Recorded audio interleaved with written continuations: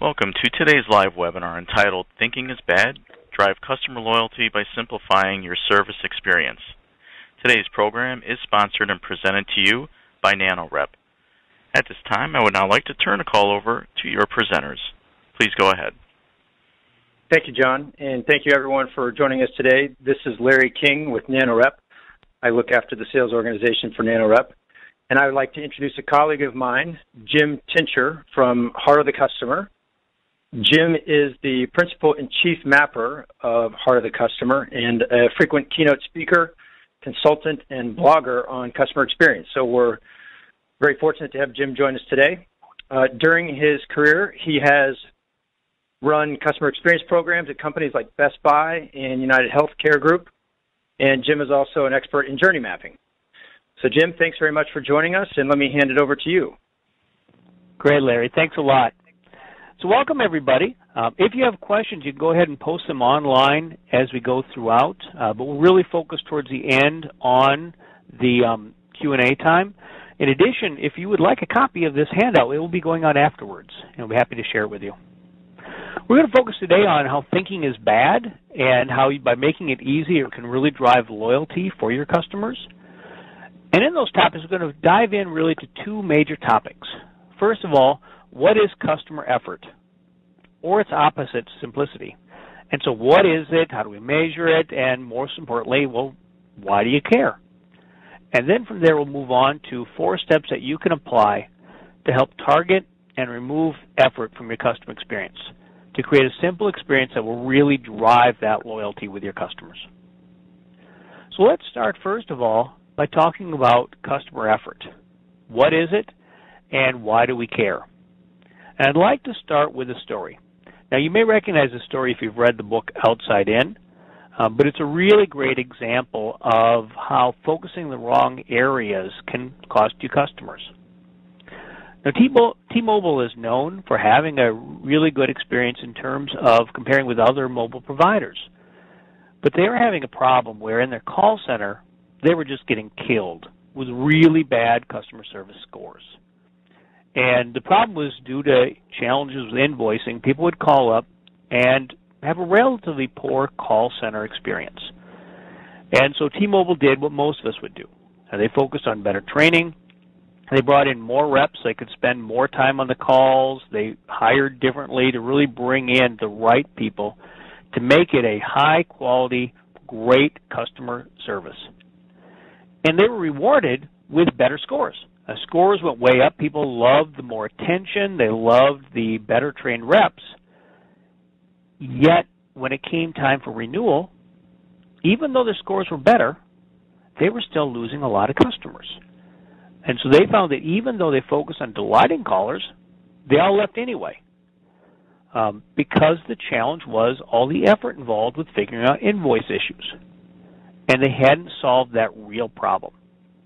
When they instead went back and addressed the core problem, which was why it was so hard to work with them, it was a challenge with correct invoicing, that's when they saw loyalty. And so it comes back to the real area to focus in is not necessarily the symptom, which is the calls, but how do you go after the core issue of what's causing your customers to have to spend so much effort? Forrester follows up on this very similarly when they looked at research. And so they looked at this study here, which is understand the communication channel needs to craft your customer service strategy. Now, by its name, you can recognize this is a larger study of theirs. But one of their key findings is that valuing your customer's time is the most important factor in good customer service. We like to believe that creating a great service experience is what will will make customers happy, but that's not always the case. Often, in fact, as we see from this next study by the CEB, is that delighting callers really doesn't create loyalty, but making them work drives them away. And you can see over on the right some of their research and working across multiple call centers. And this is from their book, The Effortless Experience. And so help me help you unpack this a little bit. When you call, when your customer calls, the best result often is just to keep loyalty the same. But when that loyalty changes, there's almost a 4 times greater chance that you're actually driving disloyalty than greater loyalty. Now, there's a paradox out there. There's a belief that if somebody calls in for an issue and you solve their problem and give them a great call center experience, you'll actually create greater loyalty.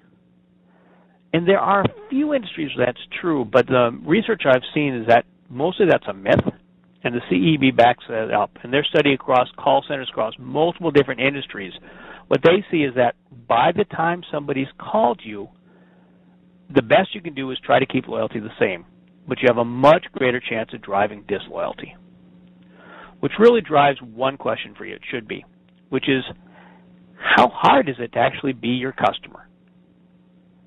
If you want to drive loyalty within your customer base, you really need to answer this question.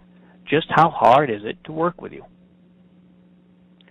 There's another study I love looking at Jiffy Lube. And so Jiffy Lube used the Net Promoter Score, which you may be familiar with. It's NPS for short. And it's how likely would you be to recommend Jiffy Lube. It's a pretty common score. A lot of places use it. But what they found at the corporate level is that there was no correlation between higher NPS scores or the key things they cared about, revenue and repeat visits. And so looking across their chain, they just didn't see NPS as telling them anything. But they put in a text analytics tool to try to figure out what was really happening. And they found that if just 1% of customers at a location used the word ease or easy, it resulted in $14,000 in higher annual revenue. So looking at that a little bit deeper, if you had 2 locations, and they have hundreds of them, and each had 1,000 surveys, if one had 10 more responses, if they used the word easy, that one brought in $14,000 more revenue. And you can see efficiency, weight, and speed, all related to additional sales. So for Jiffy Lube, they saw that if they can make the life easier for their customers, they're rewarded with higher revenue. You can probably guess what some of the negative scores were. If they used the word management or manager, yes, scores were lower. If they used professionalism, scores were lower. Basically, if you look at when they had used the word managers, when it's harder to work with them.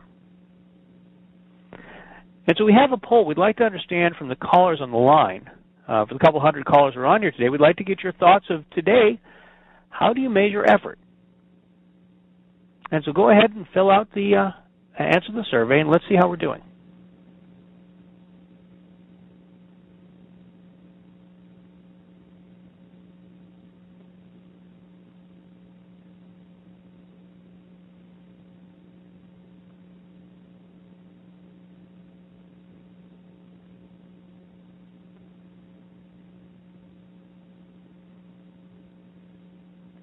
Okay, getting some responses there. And we're seeing a pretty consistent theme here is that ease of use, simplicity, customer effort are not scores that are used a whole lot. We have 13% using as a core metric, 13% using it in conjunction with others. It looks like about a third of them are exploring it, and almost half is it's not even anything that's really on the radar. Now that's really critical as we look into this. We're going to talk about why this matters, why you should care, and how you can do that. So thank you for filling that. I appreciate that. That helps me as we look forward here. So let's go into this a little bit further, and let's look at BT, British Telecom. And what they found is they measure simplicity, and so simplicity, ease of use, or effort are all variations of the same kind of metric. In their case, they measure simplicity. They found that if you rate that their experience is simple, you're 40% less likely to churn. Or in other words, similar to the T-Mobile example above, is that if it's a simple experience, you're going to renew. But if it's hard, you're much more likely to leave. And when we look at this simplicity, we can find a really key place to start, which is often self-service. Self-service is the one area that you can really help, because as we saw earlier, once they call you, it may be too late to make it a simple experience because they've already had to make the call. So how can you work with self-service to prevent that call in the first place? Returning to some further CEB work, I love the CEB's work because they focused a lot on simplicity, and specifically with the call center, but not exclusively there. And so they've worked with hundreds of call centers and looked at over many thousands of customers calling in. And when they analyzed it, they found that 58% of the people in the call center went to the website first. So almost 3 out of 5 started in the website and weren't able to answer their problems. And of those, again, almost 3 in 5, 59% are annoyed. And so that's setting up a bad call. If they're already calling annoyed because they couldn't find it out on the website, that's a hard call. And if they're annoyed, it doesn't take much work to understand that that's more likely where the disloyalty is coming from. And so that's telling us that about roughly 35% of your callers, if you've matched the national standards, went to the website first and are frustrated before your rep even gets on the line. That's where self-service is critical. And Capital One 360 is a brand. They're an online bank. In fact, they're the nation's largest online bank. Like me, they're based in Minnesota, about an hour away from here, over in St. Cloud. And they based their entire brand on simplicity. If you want personal banking, don't talk to them. They're about making a simple experience for you, and they've seen incredible growth as a result of that. And so on their website, they ask primarily 2 questions with a couple of follow-up whys. The first you may be familiar with. It's a pretty common metric. It's a variant of the Net Promoter Score. How likely are you to recommend Capital One 360 to your friends and family? And then why do you say that? Then they also ask, say, we want to save you time and money. When using our website today, how do we do? It was from very easy to very difficult, and the main reason to give that score. They have found that, first of all, simplicity is ease of use, or make it easy, is a better predictor of a loyal customer than is likely to recommend. But what blew me away as I met with their management team is that actually, when they measure, because they have the benefit of being a B2C company, they can track referrals because they give a reward to those who refer new business. So they have the ability to track referrals a little bit better than many of us do. When they brought it back and said, okay, what is it that actually leads people to refer to us?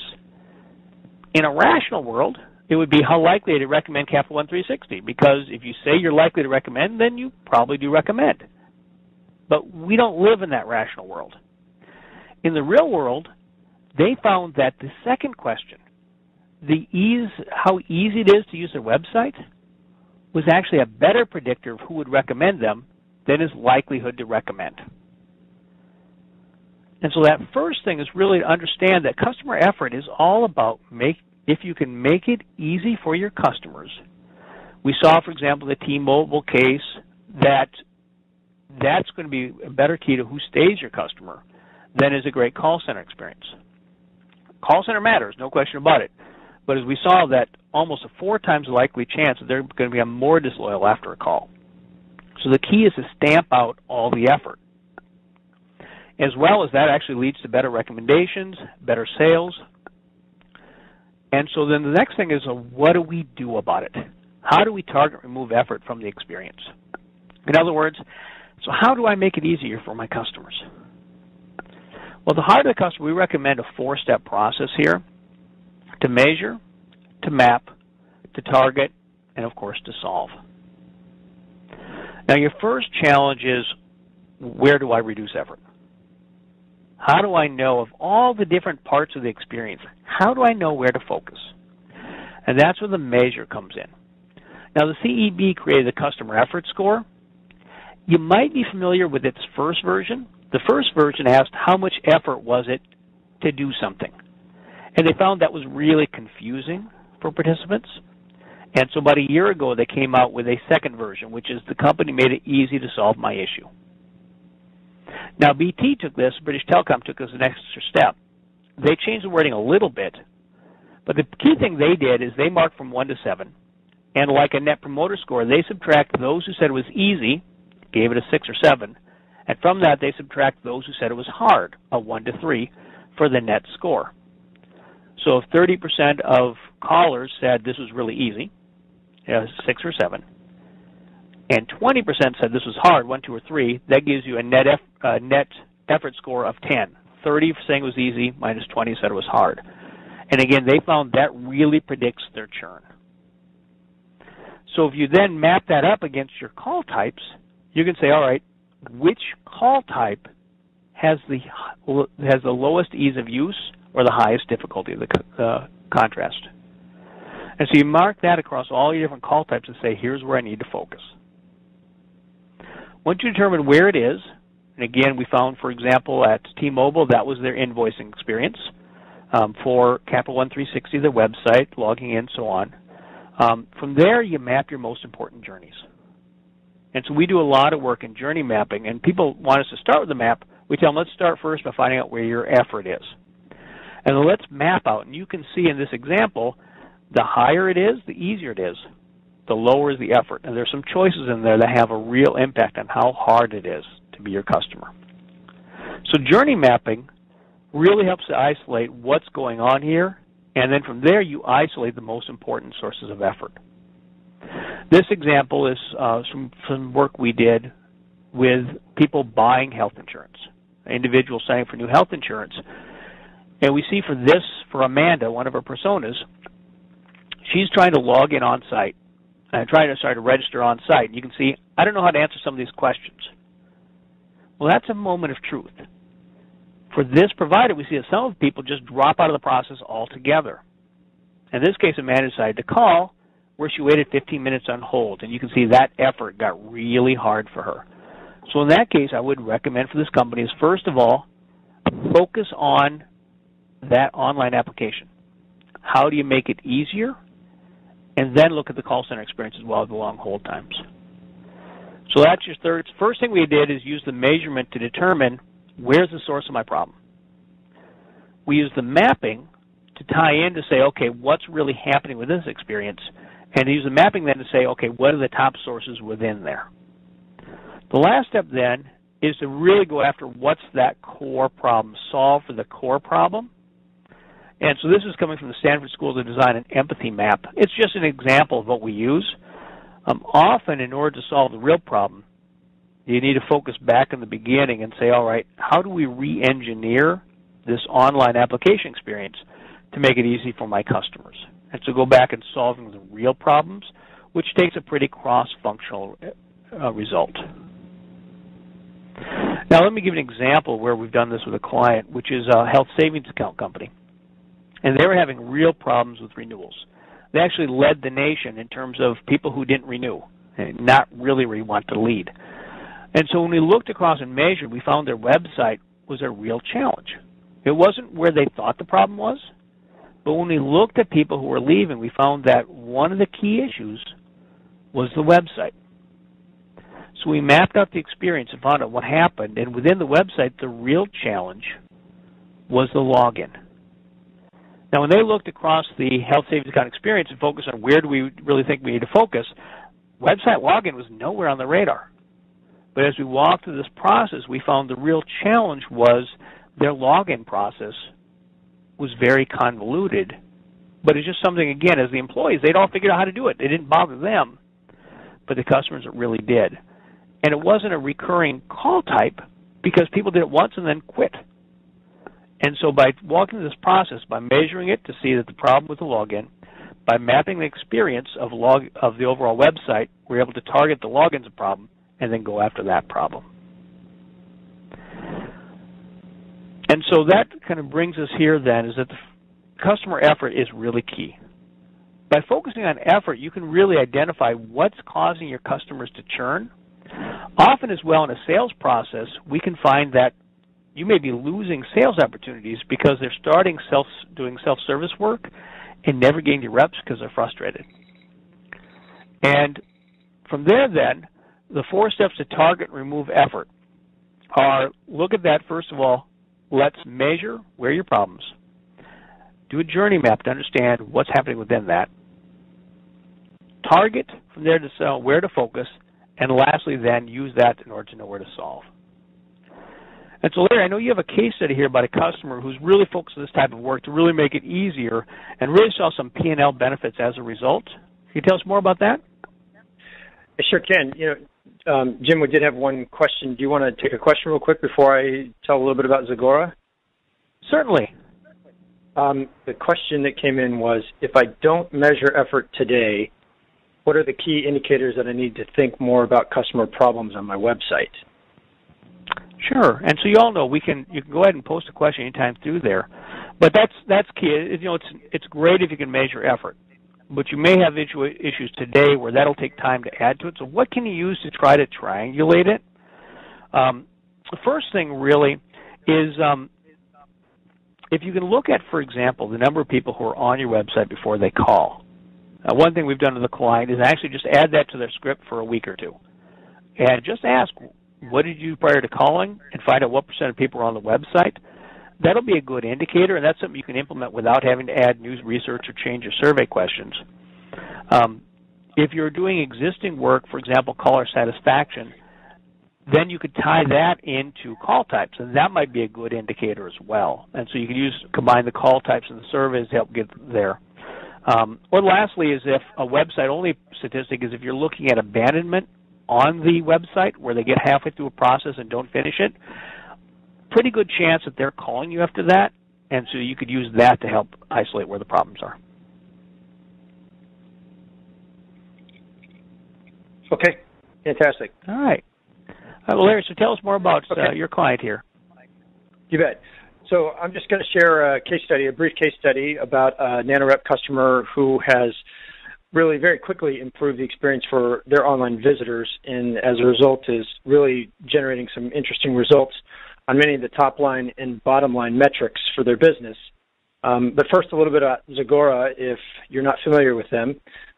They are an online retailer, and they sell products and service customers in over 130 countries around the world.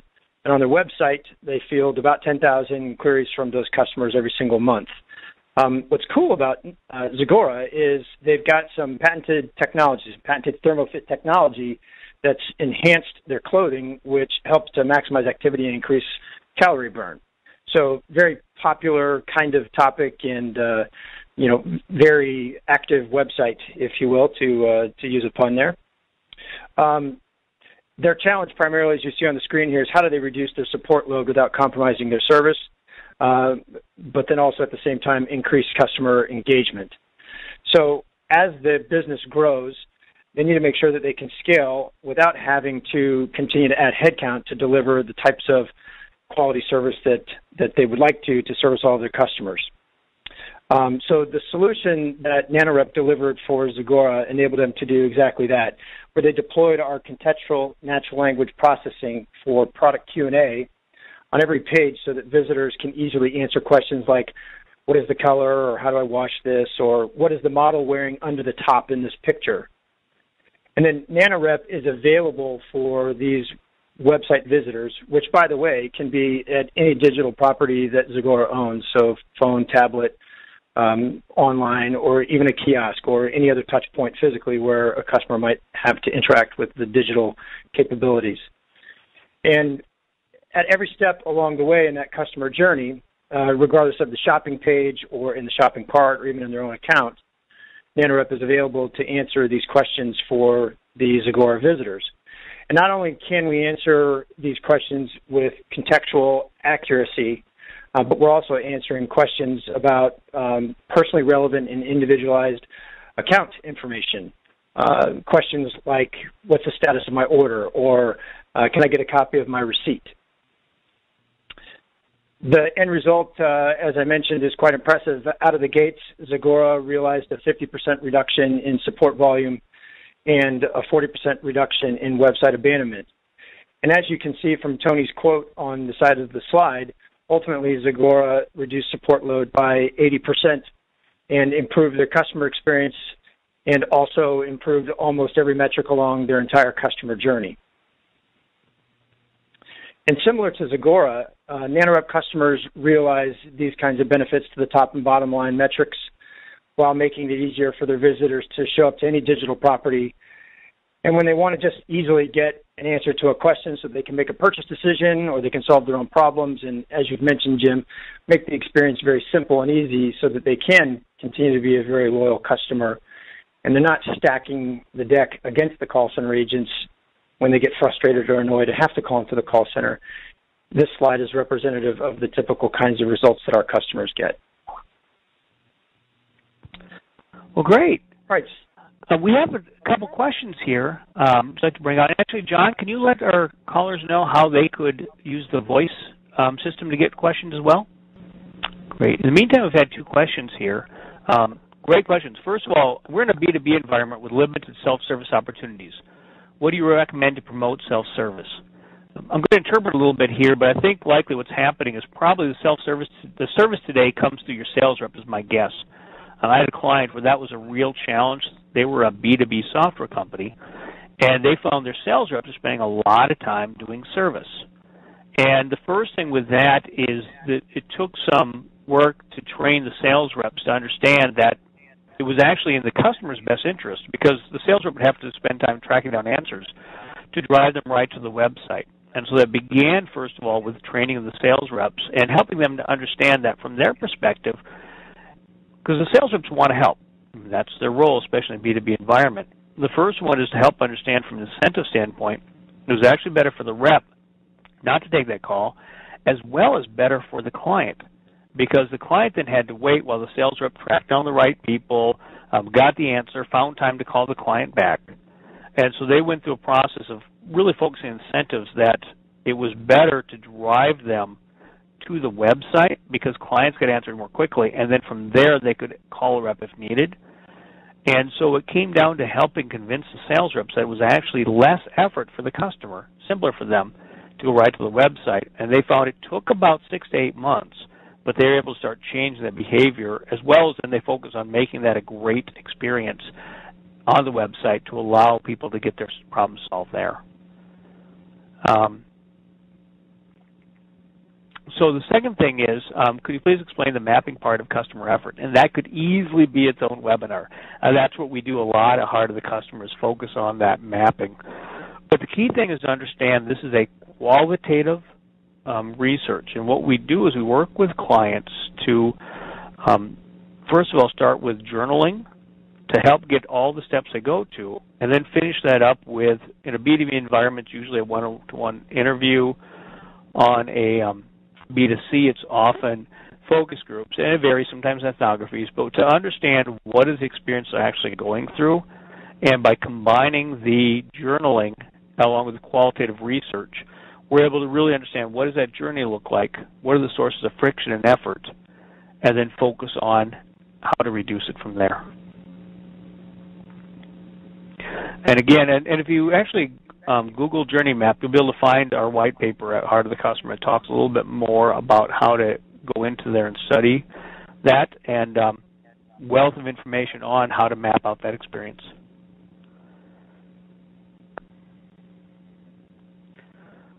Larry, do you have any other questions? Looks like that's it, Jim. We're all set. Okay. All right. Well, thank you for your time today. We really appreciate your participation here as we focus on the role of effort on within your customer experience. And so thanks for taking the time and for really focusing on how thinking is bad. By taking the time to make this an easier experience for your customers, they will reward you with loyalty long-term, more recommendations, and more sales.